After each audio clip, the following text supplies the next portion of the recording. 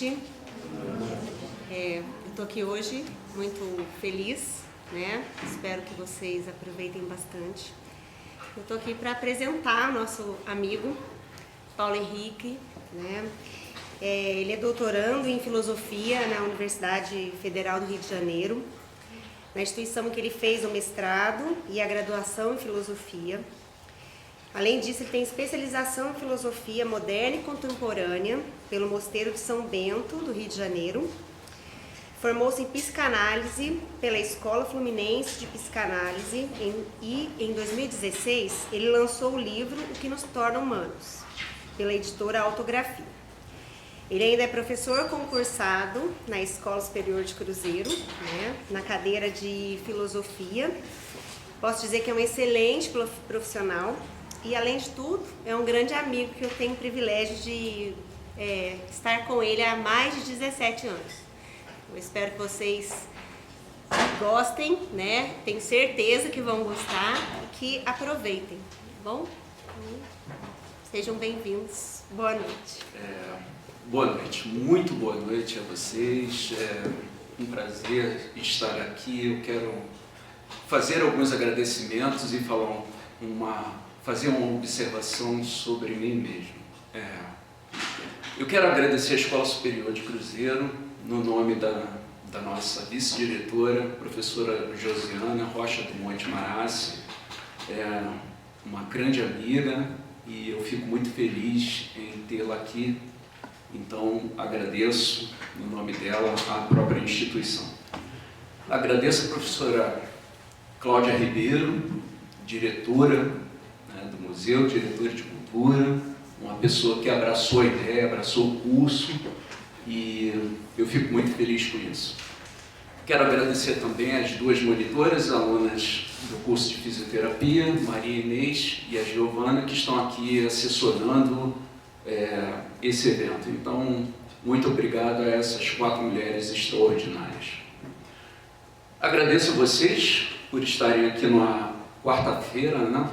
Meio da semana, nem sextou ainda, né? Estamos aqui para falar sobre a felicidade e o sofrimento. Bom, a observação que eu tenho para fazer sobre mim é o seguinte: meus alunos brincam muito comigo, eu sou carioca, então se vocês escutarem chiado no microfone, não é do microfone, é do meu discurso, né? Da minha fala, do meu sotaque. Tá bem. Eu quero começar então chamando a atenção para vocês, em primeiro lugar, para essa tela cuja a reprodução está ali na frente, posicionada para representar vocês, para recepcionar vocês. Pois bem, a história por trás dessa tela é muito interessante e muito comovente e diz respeito precisamente sobre os aspectos que nós vamos conversar ao longo desses encontros. O título que a gente encontra na internet é O Velho Aflito ou O Velho Triste, que são títulos que Van Gogh não deu. Vincent Van Gogh esboçou essa tela em 1882. Em 1891, ele estava saindo do sanatório, preparando as suas coisas. Vejam, a história é extremamente comovente. A partir de uma vida atribulada, dolorosa, de profundo isolamento, de profunda solidão, e o irmão dele sugeriu que ele trabalhasse em algumas telas que representassem um novo momento, a saída do sanatório, então um renascimento. E ele trabalhou refez uma tela de Delacroix, chamada, esqueci o nome da tela. Bom, e ele trabalhou uma outra tela também, de Rembrandt, que foi a ressurreição de Lázaro. Bom, a outra tela de Delacroix era O Bom Samaritano. O Bom Samaritano, vejam os títulos, e o Renascimento e a Ressurreição de Lázaro. São temas de renascimento. São temas de uma nova vida. Pois bem, Van Gogh trabalhou nessas duas telas, as abandonou e resolveu concluir, antes de sair do sanatório, essa tela bombástica que expressa uma solidão profunda e cujo título ele mesmo deu como Na Porta da Eternidade.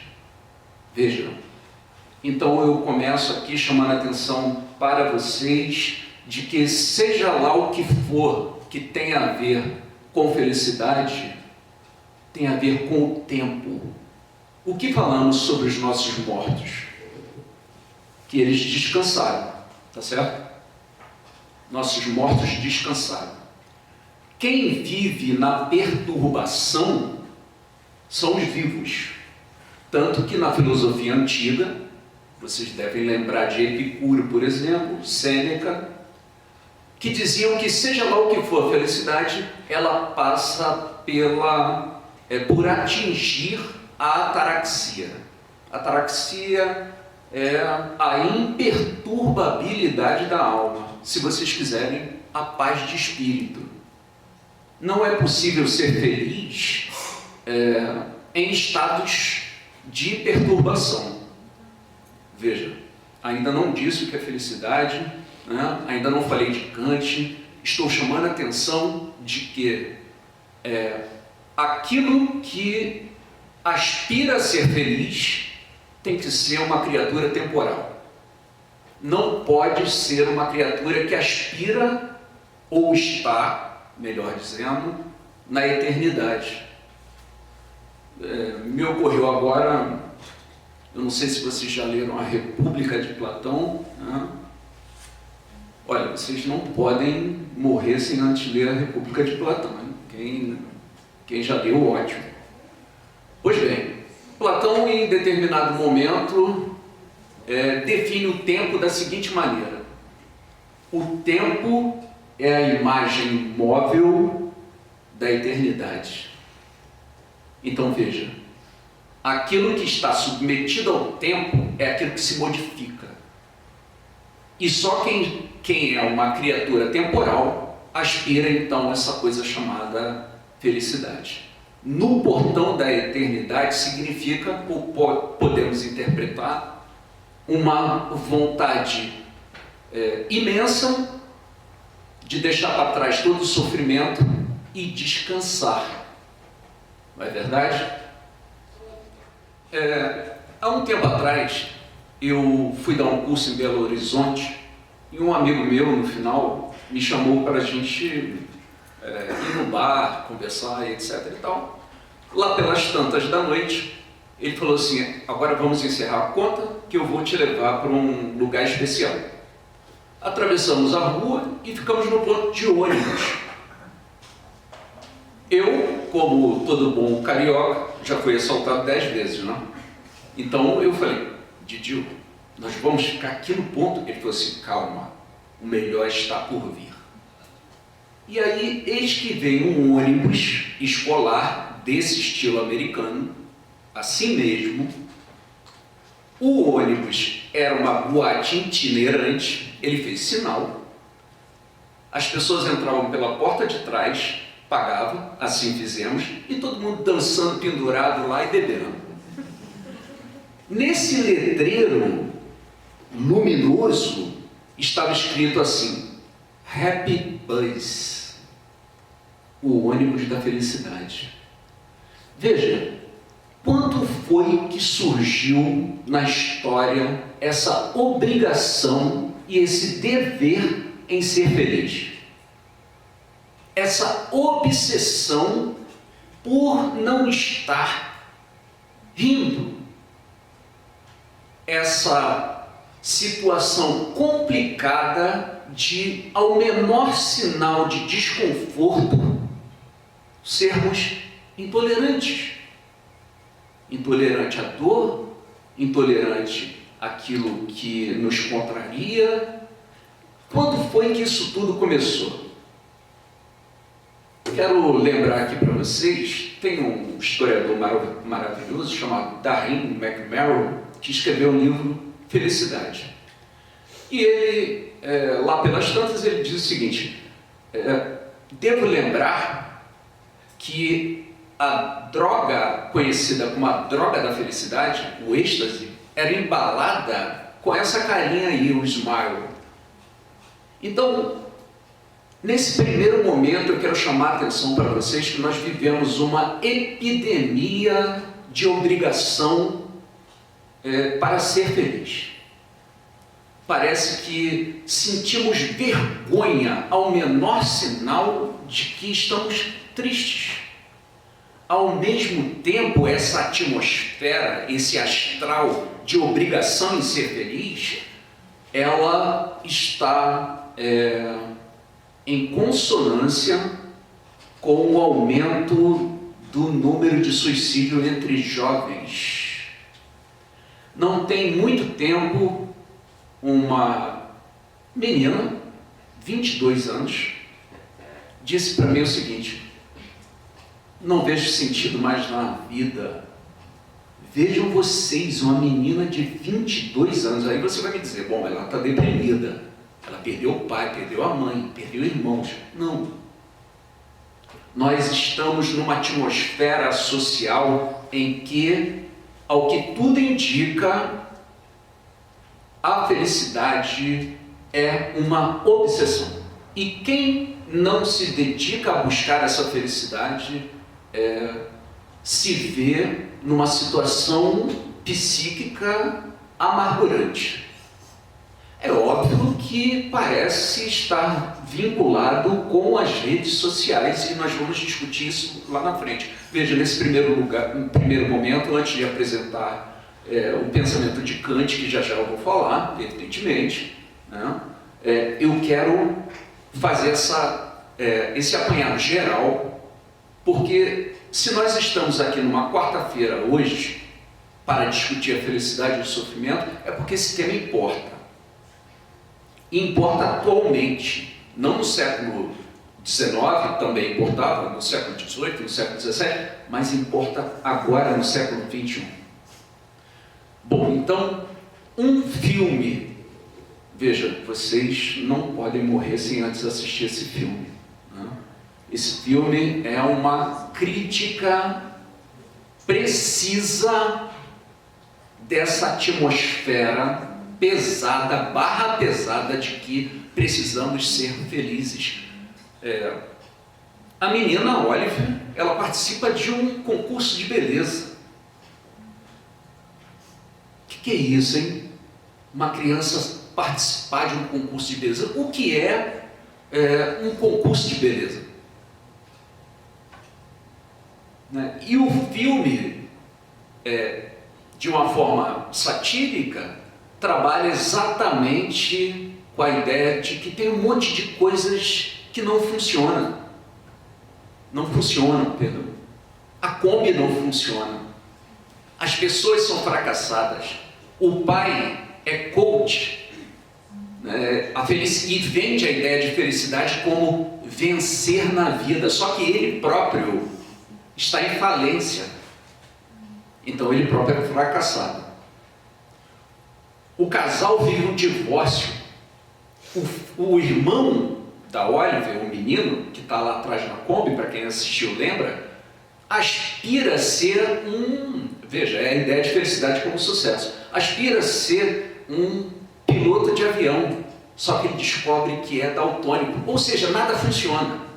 O tio, né, que aspirava a ser um maior especialista em Proust, Marcel Proust, o grande escritor francês, ele se apaixona por um aluno, não consegue conquistar esse aluno, e esse aluno namora o segundo mais importante especialista americano em Marcel Proust. Quer dizer, o filme indica que as coisas na vida têm percalços.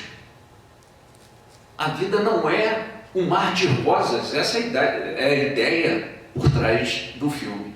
Pois bem, então comecemos hoje com esse filósofo extraordinário. Eu vou voltar nesses temas dentro da filosofia desses 4 pensadores, 3 filósofos e um neurologista, que vocês, evidentemente, sabem do envolvimento dele com a psicanálise.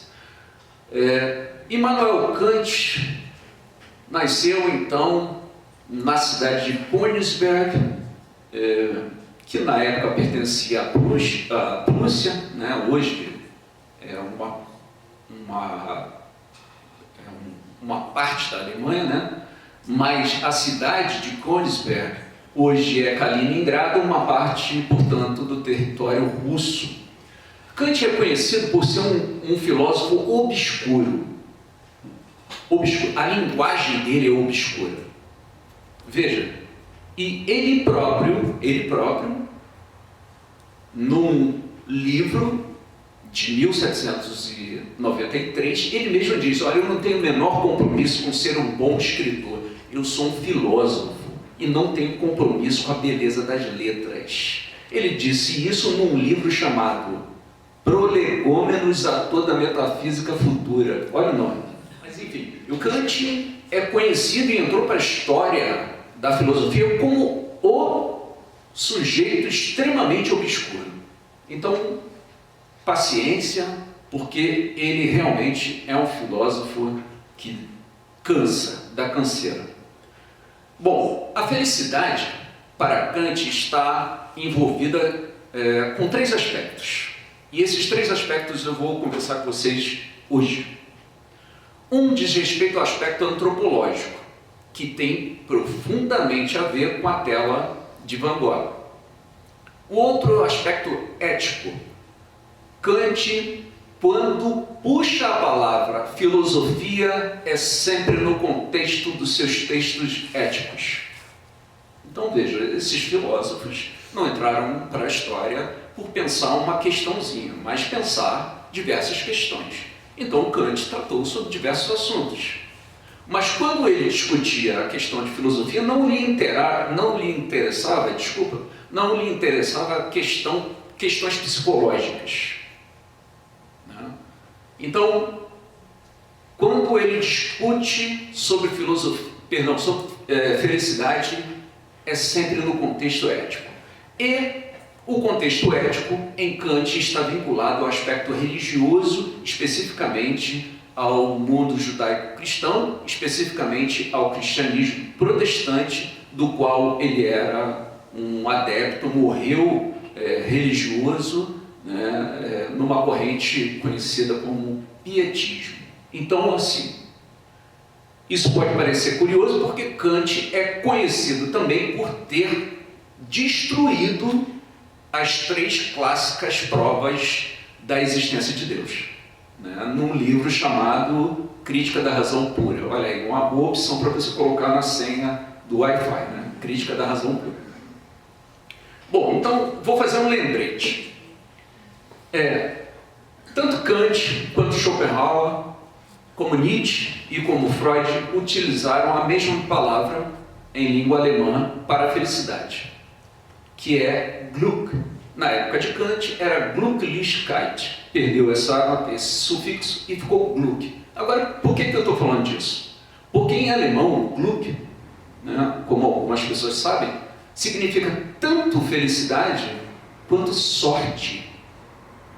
Opa, aqui nós já temos alguma coisa sobre a felicidade. Seja lá o que for a felicidade, ela está vinculada ao caminho que nós percorremos ao viver, ao nosso destino, a boa ou a má sorte. Ou seja, aquilo que é a combinação entre as coisas que eu escolho com as coisas que eu não escolho.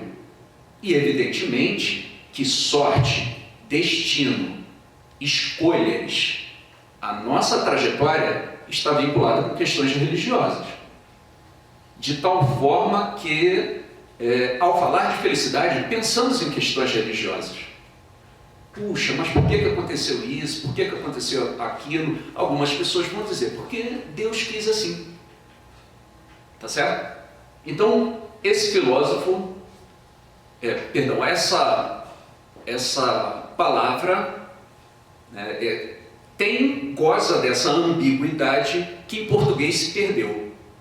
Etimologicamente, felicidade e sorte não têm a mesma raiz, mas em alemão tinha. Bom, então eu vou lembrar vocês sobre isso mais para frente, para nós discutirmos. Primeiro aspecto, o aspecto antropológico. Depois eu falo do ético, depois eu falo do religioso. Antes quero lembrar... Tá bom, então vamos ao aspecto antropológico da felicidade. Essa é a definição de felicidade que Kant apresenta numa outra obra chamada Crítica da Razão Prática. Então veja, já citei a Crítica da Razão Pura. A Crítica da Razão Prática é um tratado de 1788 e que é destinado à reflexão que Kant faz sobre a moralidade. Qual é o fundamento da moral? Pois bem, então a definição que ele apresenta é: ser feliz é uma aspiração de todo ser racional, finito e não suficiente. Me permitam explicar cada um desses 3 pontos da definição. Então, ser feliz é uma aspiração, né, de um ser que é finito, que é racional e não suficiente, ou, se vocês quiserem, insuficiente. Racional. Vejam essa imagem. Para Kant, mais do que para os outros filósofos que nós vamos discutir, para Kant, o ser humano é um animal racional. O que isso significa dizer? Que a razão é uma faculdade executora. Ela seleciona escolhas, meios e põe em prática a ação. A razão também tem a função executiva de autodomínio, autocontrole. Se eu sou um ser racional, eu sou capaz de autocontrole. Essa é a ideia. A razão também nos permite distinguir o certo do errado. Mas o que é certo e o que é errado? Antes de qualquer coisa, Kant é um filósofo da representação. O que isso significa? Que é próprio da capacidade racional. Em alemão, representação se diz Vorstellung, composta por 2 palavras, a preposição vor, que quer dizer diante de, em frente a, e do verbo stellen, que quer dizer colocar. Então, uma representação significa que algo foi colocado diante da mente. Vejam vocês, essa é uma função abstrata, que os animais, para Kant, estamos falando do século XVIII, para Kant, os animais são irracionais precisamente neste sentido. Não são capazes de estabelecer o que é certo e o que é errado, que são representações. A gente pode fazer um jogo aqui. Eu posso dizer para vocês, bom, o Everest é o monte mais alto do planeta Terra, com 8.848 metros. O Everest, etc. Bom, enquanto eu vou falando, você vai formando a Vorstellung do Monte Everest. Aquela montanha cheia de gelo, meio cinzenta, aqueles alpinistas. Então a gente representa, a representação torna presente o que está ausente. Um animal, portanto, esses cãezinhos não são capazes disso. Não são capazes de representação. Então, o aspecto racional diz respeito à nossa profunda capacidade de autodomínio, de autocontrole, de moderação dos afetos, e isso para Kant, muito mais do que para os outros pensadores que nós vamos ver, isso para Kant não tinha conversa. Ele é muito sofisticado, muito persuasivo, muito detalhista, então ele tem uma argumentação cerrada para chegar à conclusão de que o ser humano é de fato racional e não há conversas. Quando eu for discutir a questão ética, nós vamos ver por quê. Eu vou utilizar aqui uma metáfora por meio dessa imagem que foi utilizada por Schopenhauer. E depois, né, muitos aqui vão lembrar, foi utilizada por Freud no livro O Eu e o Id.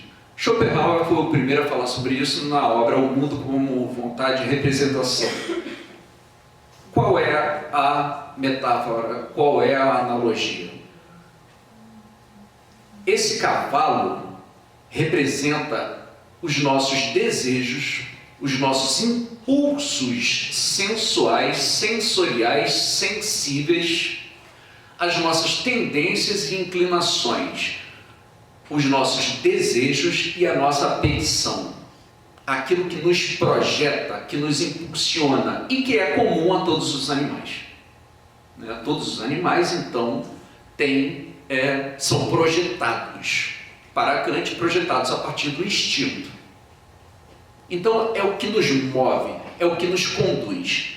No entanto, mas, porém, contudo, todavia, quem está no controle da vontade, do desejo, essa pessoa que está no cavalo, controlando as rédeas, é que vai dar a direção, o norte, o ritmo, a velocidade. Essa pessoa representa, então, a nossa capacidade racional. A razão, portanto, para Kant, é capaz de controlar todas essas moções que nos projetam a fazer coisas que vão nos tornar infelizes, olha aí. Então já podemos começar a refletir sobre isso. Do ponto de vista antropológico, portanto, ser racional significa ter um domínio pleno, para Kant, daquilo que nos move, daquilo que nos projeta. Coisa que Kant nega aos animais. Mas aí é fácil de entender que o animal se comporte com base naquilo que se convencionou chamar de instinto. Então ele tem certas necessidades e vontades, ele simplesmente vai lá e faz. Ele não estabelece um plano, não há meios para atingir um fim. Isso é próprio da razão. Eu delibero, estabeleço meios. A ele dedica a responder às duas grandes perguntas: o que é o espaço e o que é o tempo. A resposta dele, também uma senha muito bacana, é: o tempo é uma intuição pura a priori. Olha só que legal. Uma intuição pura a priori. O que esse palavrão quer dizer? Quer dizer o seguinte: vamos imaginar que os seres humanos, no processo de geração, no ventre, seja colocadas lentes nos olhos das crianças. Essas lentes são vermelhas. Então essas crianças vão nascer e vão ver o mundo de que cor? Vermelho. Tudo vai ser vermelho. Tudo vai ser uma variação do vermelho. Para Kant, nós nascemos com a percepção dos objetos externos sempre temporalizados. Tudo nos é dado com uma sucessão temporal. É uma espécie de óculos que nós não podemos nos furtar. Isso é Kant. É a isso que ele chama de intuição pura a priori.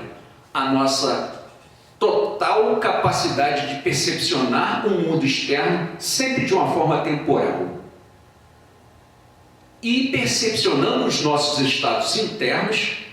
Hoje eu acordei cansado, estava alegre, agora não estou mais, estou entusiasmado, agora estou triste. Então são estados que se dão numa ordem de sucessão temporal, tá certo?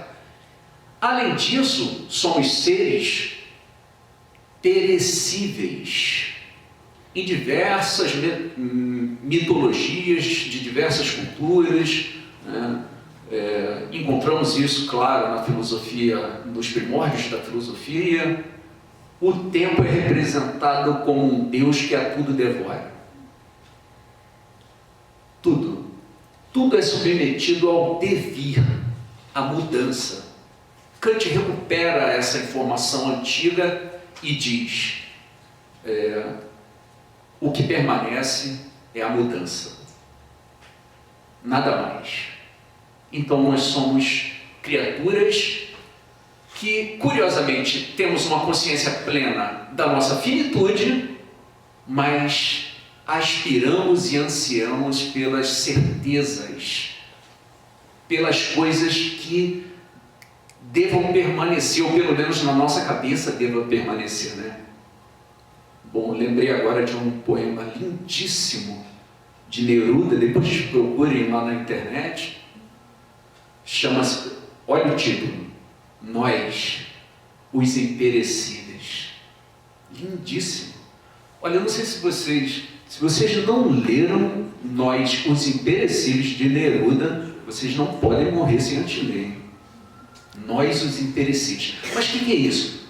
Nós, como seres finitos, muito mais do que os animais, somos perturbados pela ideia de que perecemos.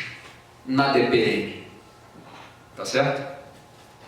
Então, a nossa tendência é que nossas próprias memórias se apaguem, que as nossas lembranças se tornem cinzentas, borradas, misturadas, esquecidas. Mas não é nada disso que a gente quer. A gente quer se agarrar no fixo. A gente quer se agarrar naquilo que é estável. Em contrapartida, como seres finitos e temporais, sabemos que nada permanece. Isso provoca felicidade ou sofrimento? Qual a relação? Kant entendia que nós não percebemos o tempo em si. Nós percebemos a mudança. Não é possível perceber o tempo. Mas veja, para quem pensou aí na teoria da relatividade, já sabe que há um limite na compreensão kantiana. Mas nós estamos falando, eu insisto, no século XVIII. Então veja, mas empiricamente, na nossa experiência cotidiana, a gente não vê o tempo. O que a gente vê é meramente a mudança de estado. E é a partir dessa mudança que a gente infere a existência do tempo. De qualquer forma, todos nós acertamos as nossas contas com a nossa finitude. Todos nós estamos nus diante do tempo.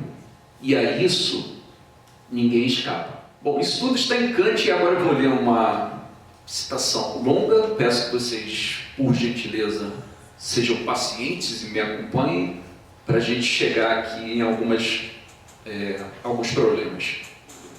O vazio de sensações que se percebe em si provoca horror vacui. E é como que o pressentimento de uma morte lenta, considerada mais penosa que aquela em que o destino corta repentinamente o fio da vida. Daí se explica também por que os passatempos são identificados com o contentamento. Porque quanto mais rápido passamos pelo tempo, tanto mais reanimados nos sentimos. Essa expressão horror ao vazio, horror ao vácuo, vai ser repetida em um outro filósofo que nós vamos ver à frente, que é Nietzsche. Já já eu mostro uma citação dele na Genealogia da Moral. Ao que tudo indica, se Kant estiver certo, todos nós temos horror à monotonia, ao tédio. Veja, isso não significa que a pessoa seja vazia, não é isso. É uma outra coisa. É quando o ritmo é tão lento que nós olhamos diretamente para o tempo, por assim dizer. Percebemos no mais alto grau a nossa finitude, o nosso prazo de validade. E isso desencadeia um horror um sentimento de horror tamanho. Agora eu faço uma pergunta para vocês, evidentemente, para todos nós refletirmos juntos. Me diz uma coisa, qual é a relação, se Kant estiver certo, se Nietzsche estiver certo, que também defendia, aliás, Schopenhauer também, se temos horror ao tédio, qual é a relação das redes sociais com esse horror ao vazio? Porque parece que estamos nos ocupando cada vez mais, parece que estamos desenvolvendo intolerância mais aguda ainda em relação à ideia de um tempo que passa devagar demais. Então veja aí a palavra utilizada por Kant, passatempo. Essa citação é do livro, olha só que título bonito, né? Antropologia de um ponto de vista pragmático. Serve de senha. Então, de que forma esse horror ao vazio tem, na verdade, sido intensificado pelas redes sociais? De tal forma que possivelmente está vinculada com psicopatologias. Então você abre a rede social, você está em casa, de pijama, aí você vê, tem uma pessoa em Nova York, a outra está num barco em Paraty, a outra está numa boate no Leblon, e você pensa, pô, e eu estou aqui mexendo nesse bagulho. Então, qual é a relação desse sentimento de horror à monotonia com as redes sociais? É uma coisa que eu gostaria de refletir com vocês. Esse horror ao vazio também está vinculado ao indivíduo que faz do trabalho a sua grande obsessão. Veja, o próprio Freud, no Mal-Estar na Civilização, teremos oportunidade de discutir isso, o próprio Freud apontava o trabalho como um valor terapêutico que pouca gente presta atenção. Se ocupar, daí a expressão terapia ocupacional, se ocupar é bom, mas é bom por quê? Porque ficar olhando para os dentes afiados do tempo pode ser devastador. Em contrapartida, o excesso de ocupações também pode ser devastador. Veja, estamos falando de felicidade e de sofrimento. E o indivíduo se ocupa numa dupla jornada de trabalho, leva o trabalho para casa, a ideia dele é aquela ideia da Little Miss Sunshine, felicidade, ser feliz é vencer na vida, e vencer na vida significa ter sucesso e ter dinheiro. Então o sujeito trabalha, porque assim ele não pensa no tempo, na finitude, na passagem. Porém, há pesquisas sobre isso, o indivíduo chega numa idade avançada e diz, puxa, eu não vi meus filhos crescerem, eu não vi meus netos, como meus netos estão na faculdade, eu não vi. Então, é um tema, essa questão do horror ao vazio é um tema extremamente contemporâneo, né? Mas já era discutido então por Kant. Uma outra citação: se a atenção que prestamos ao tempo não fosse atenção a uma dor da qual nos esforçamos por estar livres, mas a um contentamento, toda perda de tempo seria, com razão, lamentada. Olha aí, na mesma obra, em primeiro lugar, essa conversa de, fulano está perdendo tempo. Gente, todos nós estamos perdendo tempo. Agora, evidentemente, que você vai fugir dessa impressão e dessa sensação de horror ao vazio. E vai tentar criar e se envolver com ocupações que para você é prazerosa, traz contentamento. É exatamente isso que o filósofo está falando. A gente tenta escapar, no primeiro momento, de um estado de dor. Claro, não dor física aí. Pode até ser dor física, mas o que ele está falando é dessa dor da existência, que tanto Schopenhauer vai discutir. É o vazio da própria existência.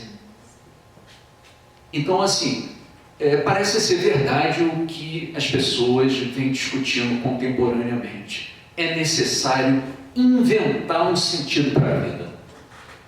Se você não inventar um sentido para a vida, os filhos crescem, vão embora de casa, você terminou a faculdade, já se aposentou. Se você não inventar um novo sentido para a vida, então você vai se deparar com a boca afiada do tempo nos mastigando, né? E agora aquela citação que eu falei para vocês de Nietzsche, veja, Nietzsche, na genealogia da moral. Nós vamos ter tempo de discutir sobre ele, mas para frente, num terceiro encontro, né? Mas só para dar um gostinho para vocês voltarem, né? Então diz lá Nietzsche: o dado fundamental da vontade humana é o seu horror vacui. Olha aí, a mesma expressão kantiana, claro, em latim. Ele precisa de um objetivo e preferirá, ainda querer ou nada, a nada querer. Olha, isso é extremamente enigmático, né? Então, nós sabemos que no contexto nietzschiano, querer o nada significa criar entidades imaginárias, porque assim eu sobrevivo melhor. Eu prefiro essas entidades imaginárias, isso é Nietzsche, né? Eu prefiro conviver com essas entidades imaginárias do que admitir que, na verdade, eu tenho que lidar com o nada absoluto. Então, só para dar um gostinho para vocês, para que vocês voltem, né? Mas então, fechando a ideia de finitude, que caracteriza aí esse aspecto antropológico, né? Nós somos seres de plena ciência sobre a passagem do tempo. Plena. Não é assim, eu tenho uma intuição, uma vaga intuição do tempo. Não. Nós somos criaturas que têm uma consciência plena da passagem, que nós nomeamos como passado, presente e futuro, e que nos faz sofrer. O que passou e eu fico remoendo, o ressentimento, né? A saudade, os planos para o futuro que nunca chegam, eu vou adiando. Não, um dia a felicidade vai chegar, está no futuro, não está no presente. Aí eu não vivo o presente. Ou o sujeito que mergulha no presente e não quer saber nem do futuro, nem do passado. Então parece que nós somos como um cão que fica correndo atrás do próprio rabo. A gente foge da própria sombra, dos nossos próprios demônios, né? Bom, terceiro aspecto. Não suficiência ou insuficiente. Nós somos seres verdadeiramente carentes. A expressão é de Kant, tanto na crítica da razão prática quanto na antropologia. Somos seres carentes. Claro que isso é a base para os caras que vão vir depois, né? Schopenhauer é conhecido como o sujeito da vontade. Nós teremos também a oportunidade de falar sobre isso. Mas o ser humano tem uma infância muito longa. Freud discute isso também, né? É uma infância de muita dependência. Precisamos de um monte de coisas. Carecemos. Então essa historinha por aí, eu não sou carente, não sei o quê, a gente gosta de demonstrar que é super forte, né? Não, eu não preciso de colo. Desconfie, né? A gente precisa de muita coisa, né? Porque nós não somos filhotes de gnus. O filhotinho de gnu nasceu, levou aquele tombo, o tempo dele recobrar a consciência ali, fica em pé e tem que correr. Ele tem que correr, senão vai ser devorado pelos leões. Veja, o ser humano não. Precisa de cuidados, de atenção, precisa dessa troca. Em razão da nossa finitude e insuficiência, a felicidade, agora eu vou estragar a noite de vocês, né? A felicidade com beatitude não é possível. Veja o que é beatitude. Vou estragar a noite de vocês que vieram aqui refletir comigo sobre a felicidade. Bom, desde a antiguidade se entende que é possível um estado de felicidade completa, intensa e contínua. A esse estado, Aristóteles chamou de beatitude. Esses 4 pensadores, Kant, Schopenhauer, Nietzsche e Freud, vão dizer: a beatitude não é possível. Veja, esses 4, você pode levantar o braço e falar, mas eu conheço Dalai Lama. E ele é um ser capaz de felicidade contínua, perpétua e intensa. Esses 4 cavalheiros que nós vamos discutir, eles compreendem que a felicidade, enquanto um estado contínuo de contentamento, de satisfação, não é possível. Não é possível porque somos precisamente criaturas necessitantes, insuficientes. Um ser que é autossuficiente, e Kant discute isso, apresenta isso, defende isso em diversas passagens, mas em especial nas lições sobre religião. Ele então vai dizer: olha, Deus é um ser bondoso, justo, eterno e autossuficiente. Portanto, felicidade não é uma aspiração divina. Vocês estão entendendo? Não pode ser uma aspiração divina, mas é uma aspiração mundana. É, portanto, uma aspiração de seres que carecem de algo, necessitam de algo. Essa imagem é de um livro do grande fotógrafo brasileiro, um dos maiores fotógrafos do mundo, Sebastião Salgado. Olha, se vocês, é do livro Êxodos, se vocês ainda não degustaram esse livro, vocês não podem morrer sem antes degustar. Sebastião Salgado, então, fotógrafo brasileiro. Volto então à definição. A definição kantiana. Ser feliz é uma aspiração de todo ser racional, finito e não suficiente. Isso exclui os animais. As vaquinhas não são seres que aspiram a essa coisa chamada de felicidade. Por quê? A resposta que Kant daria aqui é: são seres irracionais, movidos pelos instintos, eles não ficam programando, são seres que não representam as coisas. Nós representamos. Puxa, o que ela deve estar fazendo agora, sem mim, lá do outro lado? Puxa, está vendo? Eu represento, e a representação é tornar ausente, tornar presente o que está ausente, que é uma função racional. Portanto, os animais também não são seres que aspiram a esse negócio chamado felicidade. Ora, então se a felicidade não é algo divino, não é algo propriamente animal, é algo evidentemente humano. Um outro aspecto, quando a gente começa a falar sobre felicidade, e que esses autores vão concordar, né, é que a felicidade é um estado subjetivo. Kant, então, vai concordar, né? Isso é conversa comum, a gente pode sair daqui, conversar, bater um papo. Quando falamos de felicidade, as pessoas pensam: bom, mas depende, né? Felicidade é... O que é felicidade para mim não é felicidade para você. Esses autores concordam. A felicidade é um estado subjetivo. Mas é agora que começa o pulo do gato, né? Se a felicidade é um projeto individual, então o que dizer das inter-relações, das relações sociais.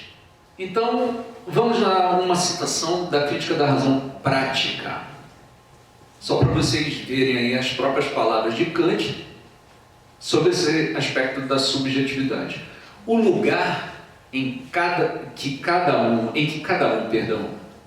coloca a sua felicidade depende do sentimento de prazer e desprazer de cada um em particular, e mesmo em um único sujeito depende da diversidade de suas carências segundo as modificações desse sentimento.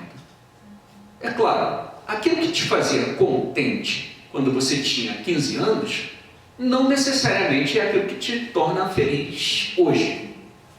As coisas mudam, a fila anda, tá certo? Então, sofria por aquele amor, não sofro mais. De fato, a felicidade tem que ver com os estados subjetivos. E esses estados subjetivos, pessoais, particulares, privados, íntimos, eles próprios vão se modificando, né? Claro, isso diz respeito à esfera do contentamento, não estou aqui falando da personalidade, que é uma outra questão, né? Então, ótimo, eu acho que vocês vão concordar com Freud, com Kant, com Schopenhauer e com Nietzsche, que felicidade é um projeto individual, né? Tem se dito muito hoje que a felicidade ela não pode ser terceirizada. Você encontra muito isso por aí.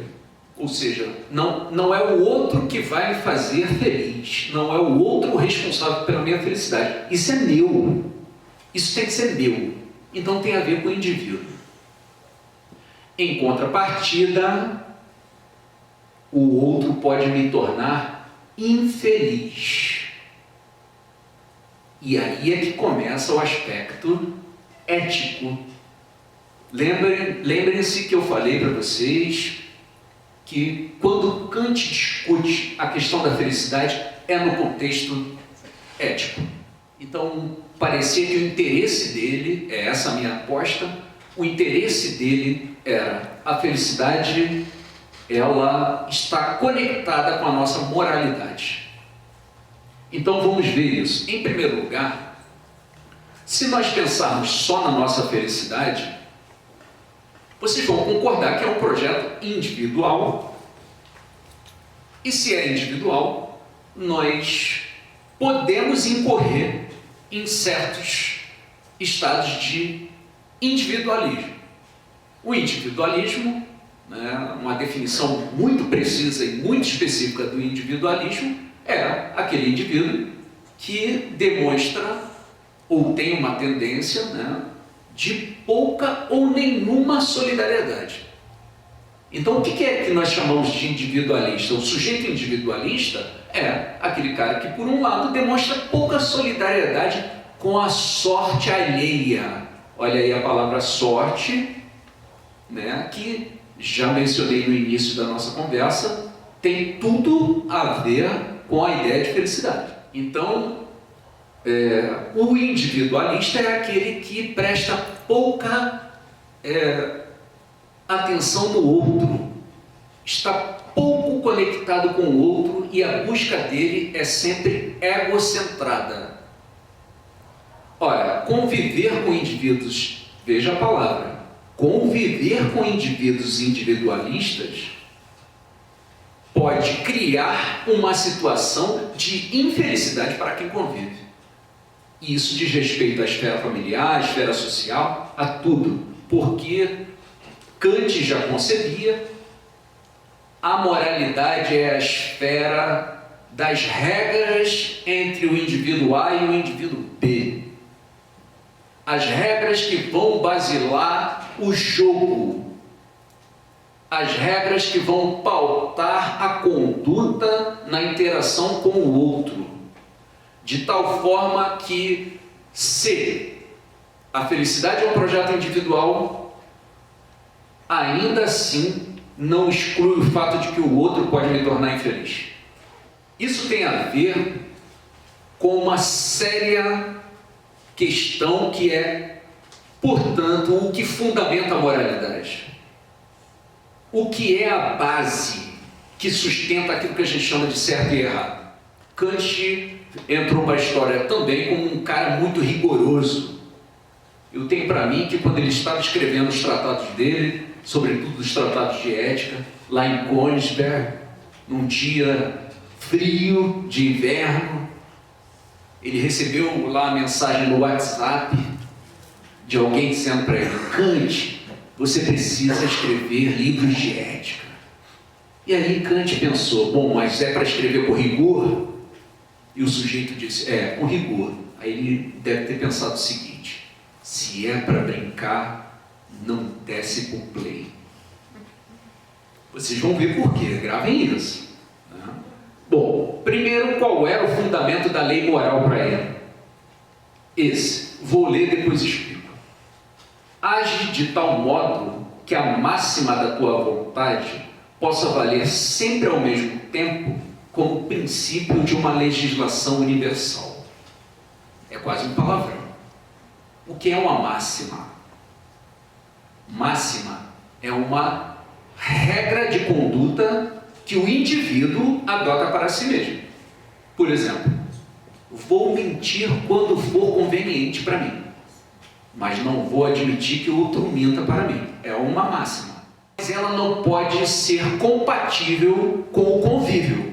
Porque se todos nós começarmos a deliberadamente mentirmos uns para os outros, aí a convivência não funciona, tá certo?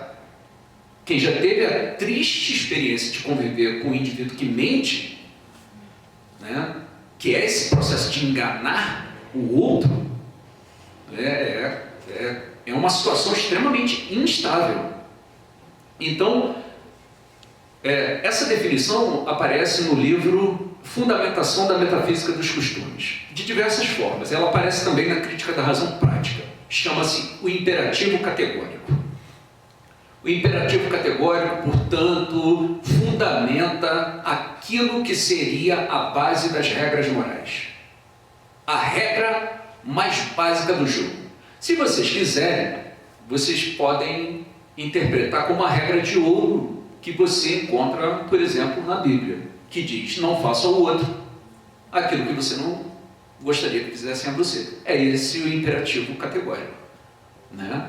Torne a sua máxima algo que possa ter validade universal. Eu devo pautar o meu comportamento com base na ideia de que na base desse meu comportamento, o outro também pode pressupor o mesmo princípio. Bom, o exemplo clássico de Kant era esse, a mentira. Kant é extremamente persuasivo sobre isso, mas isso acarretou uma série de paradoxos, mas ele entendia que não existe mentirinha nem mentirona. Mentirinha e mentirona são mentiras e, da mesma forma, elas não podem ter validade universal. Então, veja, aquilo que eu aceito para mim, eu devo aceitar para o outro. Aquilo que eu não aceito para mim, eu não posso aceitar para o outro. Essa é a ideia. Agora, esse rigor extremo pode conduzir a alguns problemas, mas não vou discutir isso aqui, né? Bom, observem bastante essa foto. Muito bem. 22 de janeiro de 2007. Essa mulher em pé é uma mãe e o filho dela de 8 anos está se afogando nesse espaço ali de concreto de uma profundidade de 4 metros. Evidentemente o garoto não sabia nadar, mas a mãe também não. O que ela fez? O ato dela foi tão... enfim, para quem pensa em mãe, sabe o que ela faria numa situação dessa, né? Tanto que na época se levantou essa frase de Machado de Assis, que eu já volto para a foto, mas faço questão de lê-la. O amor de mãe é a mais elevada forma de altruísmo. Pois bem, voltemos para a foto. O que ela faz? ela pulou. Ela não sabia nadar e ela pulou. Agora, o mais interessante que tem a ver com a discussão ética e que tem a ver com a questão kantiana. Vem cá, por que esse cara que tirou a foto, ao invés de tirar a foto, não foi ajudar? Esse foi o debate da época. Essa folha foi publicada na Folha de São Paulo. Essa foto, perdão, foi publicada na Folha de São Paulo. Foi um debate tremendo. Então, peraí.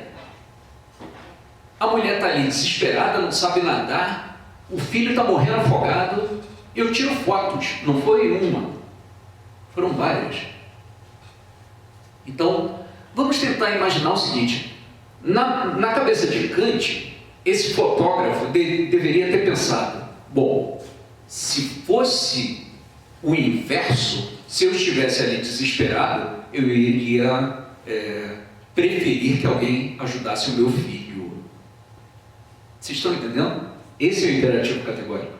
Outra foto, famosíssima, vocês já devem ter visto.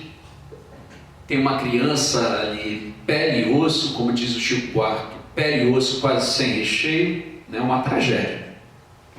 Né? Dessas que devastaram a África, né? Esse processo terrível que foi o colonialismo. Pois bem, essa criança está prestes a ser devorada por um abutre.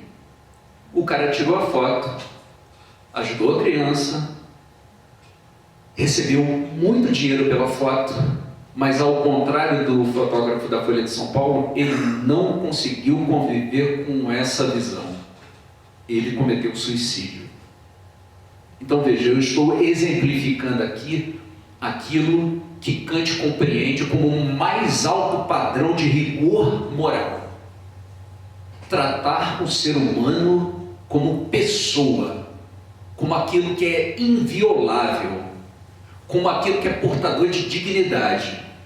E vocês sabem que a palavra dignidade é uma grande invenção, né, tratada por Kant principalmente, mas que ali toma conta do iluminismo para dizer: ser humano, meu amigo, não pode ser tratado como coisa, não pode ser manipulado, destruído, violado, desrespeitado. Tudo isso está na palavra dignidade. Tá certo? Então, esse objeto eu posso vender, quebrar, doar, mas eu não posso fazer isso com o ser humano. Um objeto, então, tem coisalidade, que é a propriedade de ser coisa. E um ser humano tem dignidade, que é a propriedade de ser pessoa. Se somos pessoas, e convivemos, todo mundo tem o direito de ter um lugar ao sol, de sermos felizes. Aliás, isso está na Constituição americana, né? E na Carta dos Direitos do Homem. Então, todos nós entendemos que, de alguma forma, a convivência tem que ter certos limites, porque se a convivência implica que alguém pode perfeitamente ser feliz a partir dos seus próprios projetos, agora, implica também, por outro lado, que a sua felicidade não pode implicar na minha infelicidade, tá certo? Então a ideia é essa: bom, eu tenho o direito de ser feliz, beleza, mas eu não posso ser feliz às custas da infelicidade do outro. E essa é a dimensão ética. Mas isso implica um outro problema, que é a questão do livre-arbítrio. Somos livres? Porque, veja, a essa altura aqui, pelo que eu estou vendo, todo mundo já contou uma mentira, pela idade que eu estou vendo aqui, né? Alguma mentira a gente já contou a essa altura do campeonato. Então a gente fica pensando, pô, será que sou eu que sou uma pessoa vil? Ou não aprendi direito naquela época e a partir de agora eu não minto mais? Porque quem mente é sempre o outro, né? Eu não minto. Então, somos capazes de fato de controlar os nossos impulsos e interesses particulares? Isso envolve a questão do livre-arbítrio. Costuma-se dizer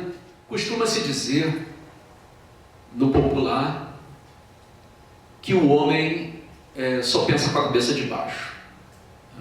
Com perdão aí da expressão, mas a imagem, ela expressa exatamente isso. Parece que vem um canto da sereia, né? E que o homem não consegue se conter, se controlar.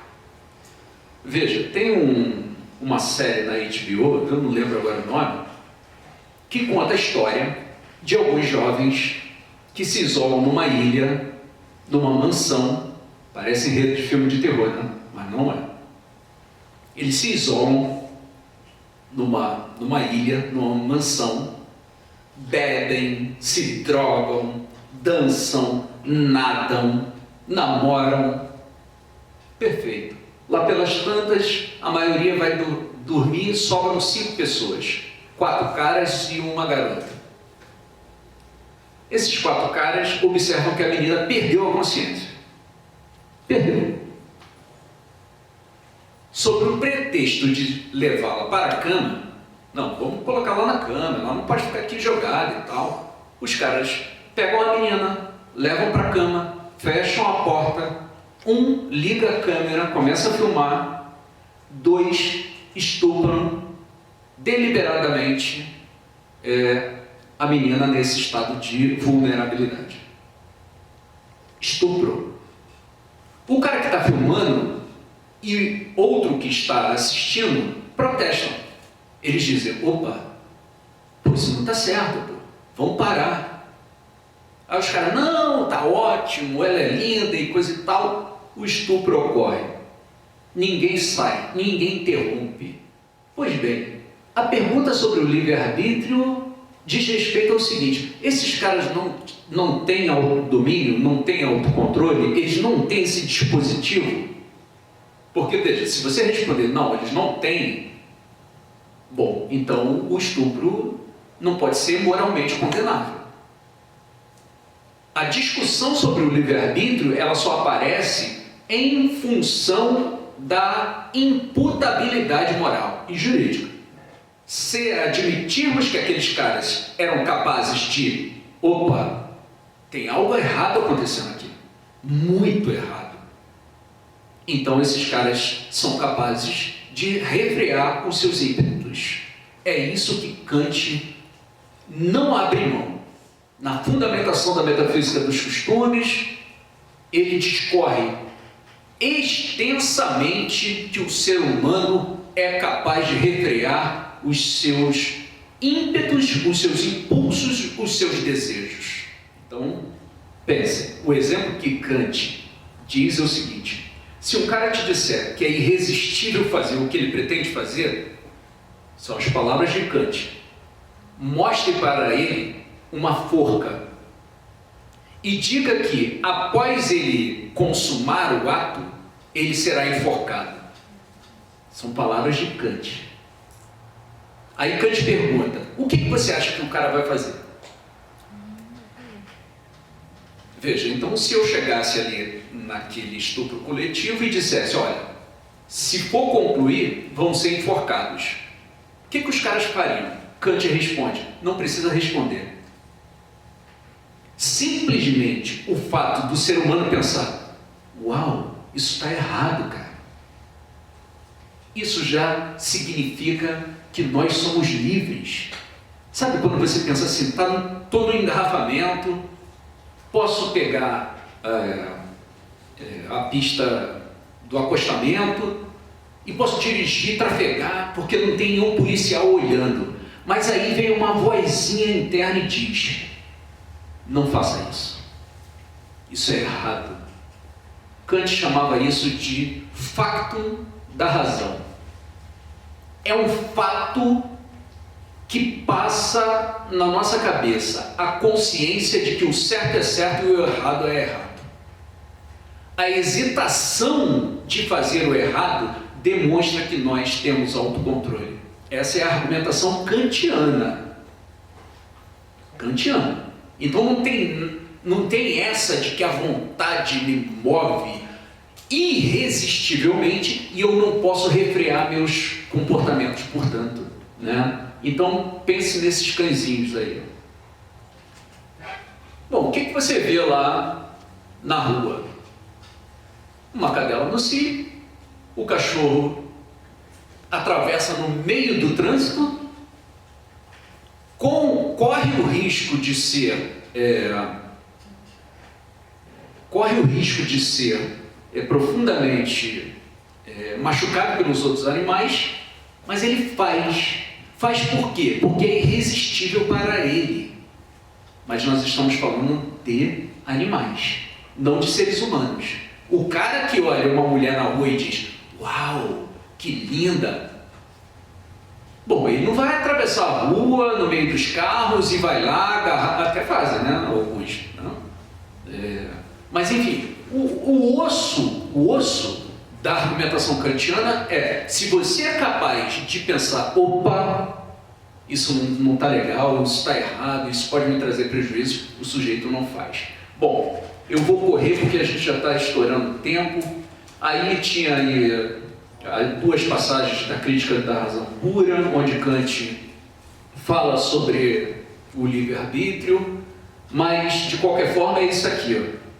Estão vendo uma freira comendo uma maçã? Bom, Kant era protestante e, como tal, ele não via problema nenhum na doutrina da falta, do pecado original, né? Leio aí a citação dele do livro Lições de Ética. Há no mundo muitas coisas mais elevadas do que a vida. A observância da moralidade é uma delas. Viver não é necessário, mas é necessário que, enquanto viva, o faça honrosamente. Então veja, a vida ela é contingente. Nós não necessariamente estaríamos aqui. Basta pensar que se nossos pais não tivessem se conhecido, nós não estaríamos aqui. É isso que ele diz, que a vida não é necessária. Mas enquanto um ser vivente, racional, então nós temos pleno domínio aí da nossa condição moral, da nossa moralidade, e devemos viver plenamente. Bom, isso tem repercussão na nossa ideia de felicidade. Ser feliz, portanto, envolve uma dimensão ética para Kant. Eu não posso ser feliz às custas do outro, tá certo? Do mesmo modo que o outro não pode ser fonte da minha infelicidade, mas do ponto de vista social, político, familiar, né? Por fim, já estou terminando, o aspecto religioso. Porque, veja, o título é a felicidade como bem-aventurança. A gente precisa saber o que é isso, rapidamente. Primeiro, para Kant, a moral desemboca na religião. De qual maneira? Em 1710, o grande filósofo alemão, veja, 1710, Kant não era nascido, Kant nasceu em 1724, o grande filósofo alemão, Gottfried Leibniz, escreve o livro Ensaios sobre Teodiceia. O que é uma Teodiceia? Bom, vocês devem lembrar que eu falei para vocês no início que a felicidade, em algum momento, quando a gente conversa sobre felicidade, entra a questão religiosa. Teodiceia é uma palavra composta por duas palavras gregas, dois termos gregos. Theos, que é Deus, nós sabemos, e dike, que é justiça. Então, uma Teodiceia é uma defesa da justiça divina. Em qual sentido? No sentido de compatibilizar a existência do mal, do sofrimento, do intenso sofrimento, que é um fato, com a ideia de que Deus é um ser sumamente bom, justo, onipotente e todo bondoso. Então veja, um ser descrito dessa maneira, ele não pode querer o mal. Se existe tanto mal no mundo, será que é porque Deus não existe? Essa era a discussão. E a Teodiceia, ela surge para dizer, não, é compatível. Pois bem, Leibniz então escreve os ensaios de Teodiceia, que repercutem bastante em toda a Europa, e depois vamos dar um salto. Em 1753, a Academia Prussiana de Ciência curso sobre essa questão, a Teodiceia. Para lá, para cá. Em 1755, ocorre o terremoto de Lisboa, que massacra cerca de 60.000 pessoas. Veja, animais, crianças, idosos. Então é a questão do sofrimento e todo mundo se pergunta: como é que Deus, se Ele é justo, então se Ele é justo, Ele tem que ser equitativo, distribuir melhor isso aí. Se Ele é todo poderoso, então Ele tem condições de diminuir esse estrago. Se Ele é todo bondoso, Ele não quer esse grau alarmante de sofrimento. Pois bem, Kant então abraça a ideia, ele próprio escreveu um texto, né? Vocês devem lembrar que Voltaire também, né? Não sei se vocês já devem ter lido no ensino médio o Cândido. Olha, se vocês não leram o Cândido, vocês não podem morrer sem antes ler, hein?